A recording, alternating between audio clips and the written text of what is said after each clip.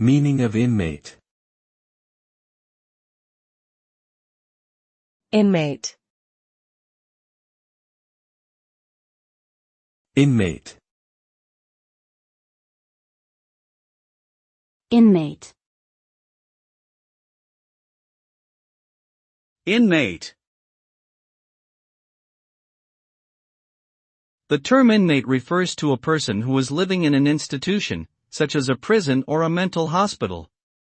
Inmates are typically under the care and supervision of the institution's staff and are required to follow certain rules and regulations while staying there.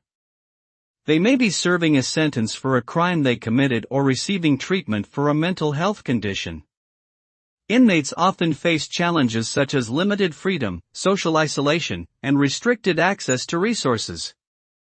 Overall, being an inmate can be a difficult and challenging experience that requires resilience and coping skills.